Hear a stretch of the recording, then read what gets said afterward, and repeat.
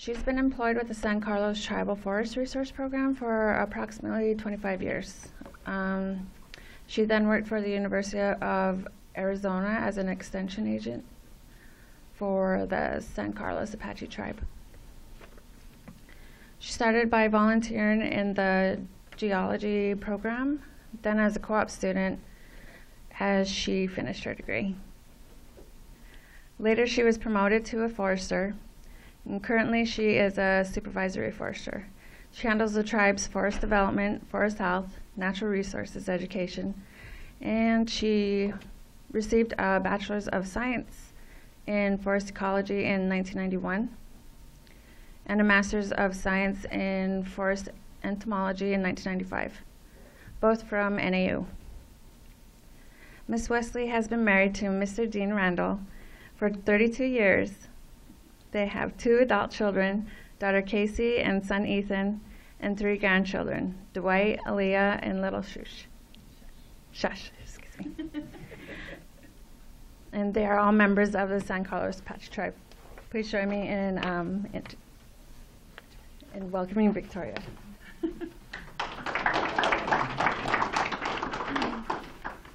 Thank you.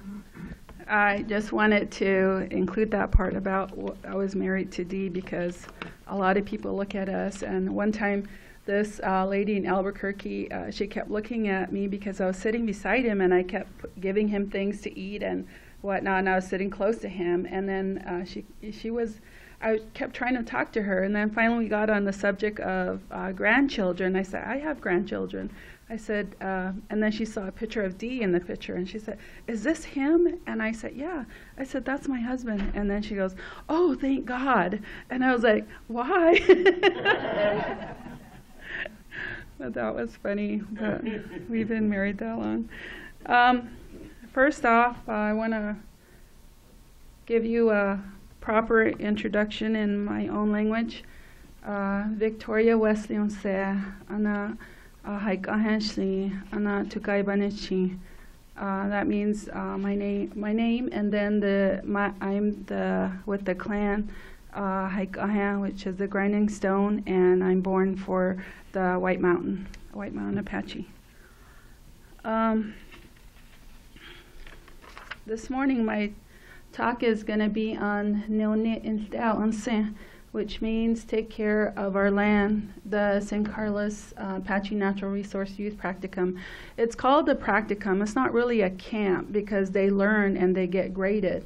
And the high school students will receive a half a credit of science. In 2001, when I worked with the U of A Extension Office, that's when I started working with the youth in 4-H and whatnot, and we actually started a camp during that time. But we had a huge outbreak on the reservation of Ibbs bark beetle, and since my degree was in entomology, they asked me to come back to help out with the camp. So that was when I went back to tribal forestry, but I asked if I can take this camp with me, and they said as long as I can get funding to do it. So that's one thing that we are always looking for is funding. This is one of our logo, and it changes every year. These are the topics that I'm going to cover in my presentation. Why we have the practicum, the goals of the Natural Resource Youth Practicum, the subjects throughout the years that we covered. Our focus is on Apache language, tradition, and culture. The different participating colleges and university, the Native American professional stories, evaluation and successes, my findings or our findings and recommendation as San Carlos Forest Resource Program. Well, why do we have the Natural Resource Youth Practicum? Well, it's in our tribal goals. The tribe has goals. They want to see our own tribal members coming back to manage the natural resources. It's in our strategic plan. The forest management plan indicates it in their plan. They want to see tribal members coming back. And we asked the tribal education program to look into how many students actually graduated with a natural resource degree in anything. And they told us in the last 5 years, there was only 2, one in biology and the other was in environmental science. So we were wondering why those things weren't happening. And the tribe needs natural resource members because we have a land base of 1.8 million acres. It comes from the lower desert up to the grasslands, the woodlands, and up to the ponderosa pine. And then we have a small area of mixed conifer. So we do need somebody to help us manage those resources. And so when we found that out, we wondered why aren't people majoring in natural resources. One of the things is that our community is in the desert area, in the upper Sonoran area. And there are a few people that still go up there and hunt and gather food, but while they are out there on the weekends, we are not out there. They don't know what a forester does. They don't know what a wildlife biologist. They have an idea that they take care of them, the environment, but they don't really interact with them. And they also they don't see those things. So in putting the camp up here where the pine forest is, they get to interact a lot more. So that's one of the reasons why we have the camp up at Point of Pines. The other thing is the reason why we want to have the Natural Resource Youth Practicum is that we want to preserve our culture, our tradition, and our language. And that has a lot to do with our natural resources. We come from that. We come from the land. And those connections exist. And as our generations go on, it seems like we always lose that, or we are losing that connection. So after looking at those things, we came up with some goals of the San Carlos Natural Resource Youth Practicum to recruit tribal members, to help students develop respect for nature, to help students develop writing, math, science skills, to disclose information on Apache history, tradition, culture, to establish mentor programs to provide practical hands-on learning experience, and to help students develop personally self-esteem, responsibility, teamwork, to provide connection from the students to the university and the colleges in Arizona. So these are all the things that we have addressed in that camp, and you'll see how we do this. And not to mention the half a credit that the school will provide to the students for completing the practicum. These are some of the subjects that we cover in our camp. Forest ecology, that's myself there in the forefront, and then Dee in the back. I took this one class, Project Learning Tree, and talking to the high school students, because you just can't go out there and discuss density, or you can't go out there and say this is basal area and this is why this is happening. There's a huge outbreak because of this. But in Project Learning Tree, there's a curriculum where you get the students out there to act out the trees. And you have them standing really close together and you tell them this is density, or you push them out, because this is a really good curriculum, because Native Americans are more visual people. And when I talk to them about this and they see connections, they're like, yeah, I know this, you know. So we talk about how the density will affect our fire, and why we have natural fire, why that won't affect our forest, not in a negative way, and how insect outbreaks happen. And it's because of the density. And so they start to understand those things. We cover fisheries. This is our fisheries person, Wesley, and you can see my son here, the big guy on the end. He was there for this class. But one of the things that they cover is what is natural and what is not natural.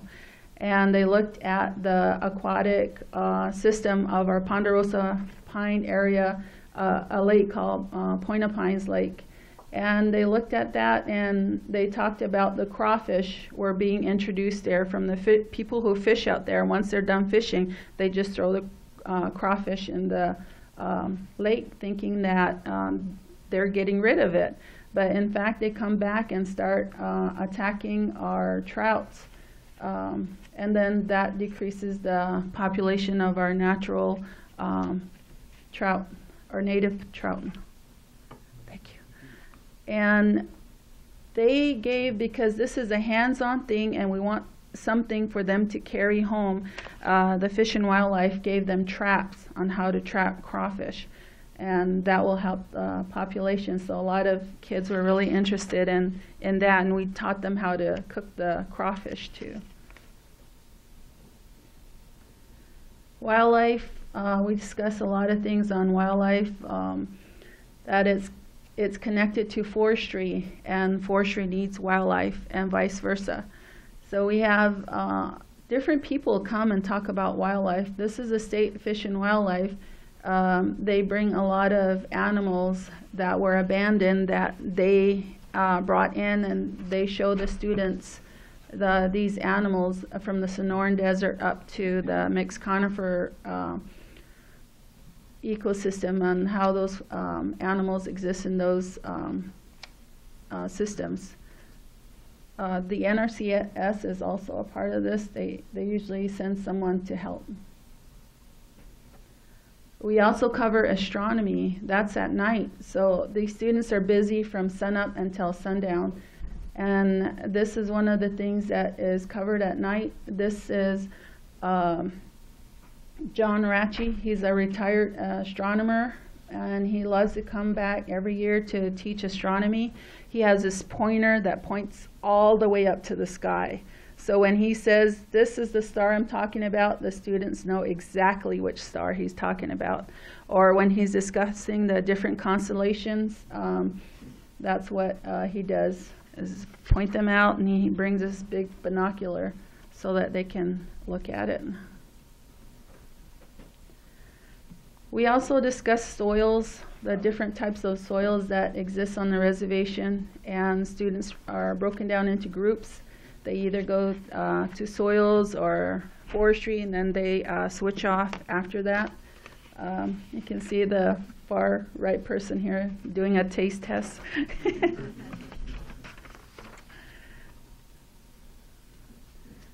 We have a tribal archaeologist. Her name is Vernalda Grant, and this is an art site that they're near, and she's discussing the different tribes that have come and how they look for the different ages on the artifacts.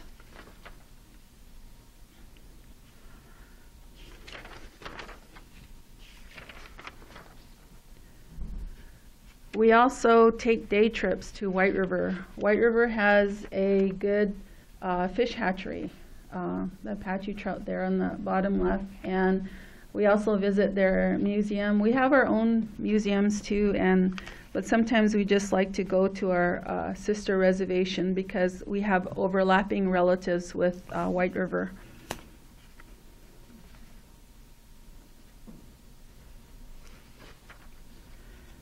In our camp, I was telling you that we really focus on Apache culture. The students learn 5 Apache words every day of whatever the subject is that we're covering on that day. On the Apache Day, when we dedicate one day to just Apache culture and tradition, the boys, they build the sweat lodge, and it's a wiki up that they go into, and they go, a medicine man comes up and performs the sweat with them. The girls, they dress in their traditional clothing. It's called a camp dress. And by night, during the day, they learn how to make all sorts of different things too, how to make a moccasin, camp dress, bead work. And at night we have a Apache social dance. When we first started this camp, the Apache social dance, the kids were just sitting there, and I was like, you guys are supposed to go out there and dance, you know. But at our last practicum, they all jumped out when the first song came on. They just went out there and grabbed everybody and started dancing. We're fortunate to have an Apache language program within the tribe, and they help participate by coming up with the words. And as we go through and discuss different things throughout the day, they also give in their 2 cents of what the significance of the bear was, what the significance of other things were throughout the day. This is our traditional food. That on my right is tamalichu. That's dried beef with like a jerky, and then you fry it and you mix it with dough and you boil it, and that's tamalichu. On this side is tunkuja. Tunkuja berries are sumac berries. You make Apache Kool-Aid with it. Our ethnobotanists with the tribe found out that they were looking at the diet of Apache people, and they found out that this tunkuja berries are high in antioxidants. Here's the students picking the tunkuja berries, and on my left here, the students are making some medicine pouches. They also learned how to make keban, which is moccasins.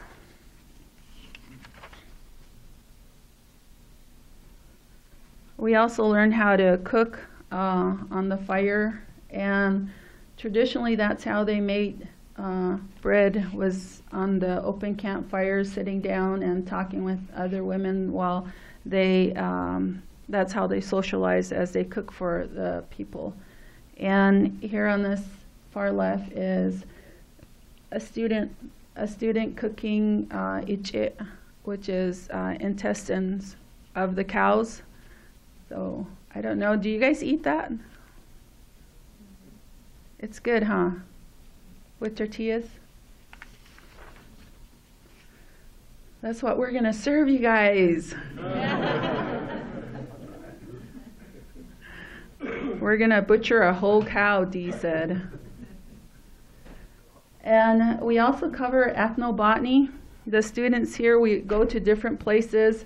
They have this big binder where they tape the plant down, and we go through traditional uses of some of the plants. They have to learn the scientific name, the common name, and the Apache name. But it's not just all learning. We try to add some fun things to it. We have archery, horseback riding, canoeing, and swimming. And this is not all at the camp. We have to drive out to these places so they really start enjoying their homeland and knowing what all exists out there. And then hopefully telling their parents, I want to go back out there, so that they can continue connecting with the land. Those are some of the stuff that we do that I cover, but actually there's a lot more things that we cover. We also include the universities. We invite them, the person who traveled the most miles, to come to St. Carlos and tell our students about their university, what the university offers in terms of natural resource degrees and scholarship. Was this lady here. Her name is Brenda Woods Brown, and she talked to the students about Haskell Indian University. And we have other people that come in the morning and talk about their schools. The last day is like a test day for all of them. The grand finale, I guess. They have to write a story using the Apache words that they learned throughout the week. And the rest can be in English, but we have to incorporate some of those words in Apache. And we also give them a scenario, role playing. They're either a councilman or wildlife biologist or a forester, or maybe they're a casino manager and they don't know if they should build a casino up there in Point-au-Pines. So they get into all this discussion, and some of the students are the foresters or the wildlife, and they're talking about how it's going to impact the wildlife. Or they're talking about how, what about the fire it's not good for the people if there's a wildfire up there. And it becomes a heated debate, but it also teaches them their responsibility as tribal members, that in a tribal system they have a say-so in what can happen or what can't happen out there. And it becomes a heated debate, but we have to tell them that there's no right answer, but that they all know that these things happen. This is an example of our practicum. They get up early in the morning. They have, where it says wellness, there's somebody who comes in and exercises with them, because one of the things we believe in is that the healthy body is a healthy mind. So they all get introduced to different types of exercising regimen. Either it's yoga or walking or something that they would love to do after they leave our camp. And they have breakfast. And the day that we're doing Apache things, we don't have any universities coming in, but you can tell on Wednesday, I think it says NAU is coming. The following day, EAC is coming. And on the last day for the junior high, we had Native American professionals coming in to talk to the students about their success stories, how they made it through school, things that were a challenge to them that they overcame.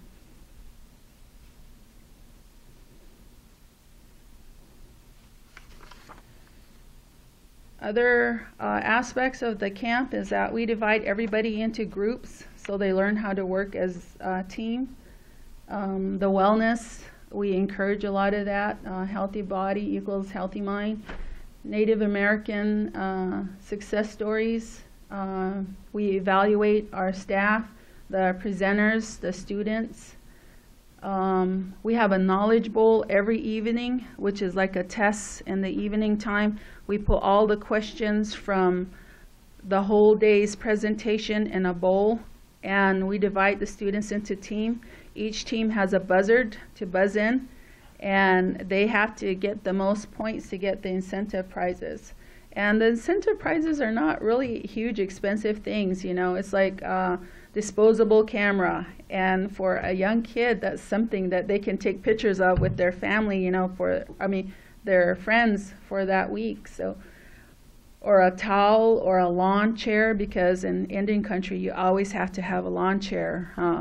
You got to have a lawn chair if you're going to the parties or to the ceremonies. So all these things they do at the Knowledge Bowl. They win those prizes. At the end, we discuss next year's plan by making the best better. If this was good, we try to think about ways to make it better. We give the students that ultimatum to let us know what was wrong or what was right with the program. 4 students out of our practicum get to present it to the tribal council at a tribal council meeting using a PowerPoint. And I can tell you those kids know everything about doing PowerPoints. They're just, the newer generation are electronically inclined. I mean, my 3-year-old grandson knows how to play with my iPad. So some of our findings as a Forest Resource Program is that we're losing our culture, our language, our identity. Interaction with the spirit of the land is minimal. Reconnection with land will increase natural resource professionals. We have to raise the bar within our programs, within ourselves, within the students, and that the one thing I didn't think of was that we need to collaborate with other tribes, with the North, with the South tribes. And one of the things I was talking to Don about was sending 2 of our natural resource youth practicum students up here, and he can send someone from up here down there so that they can interact. And this is a sunrise dance, by the way. This is my granddaughter, Cedar. She was going through sunrise dance, becoming a woman ceremony. And the thing is that the thing I was going to present on this picture is that as Indian people, everything we use in our ceremony comes from the natural resources. We have a lot on our reservation, and we need to keep those things going if we want to keep our tradition and our culture going, taking care of the land. Recommendation is finding funding for school outdoor activities, and I understand some of the tribes already do that or within the schools, but it's not in San Carlos.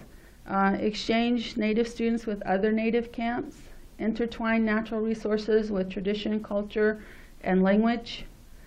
BIA tribal programs can bring a student to work day or a student for colleges during the summer, have someone come out there and volunteer with your program.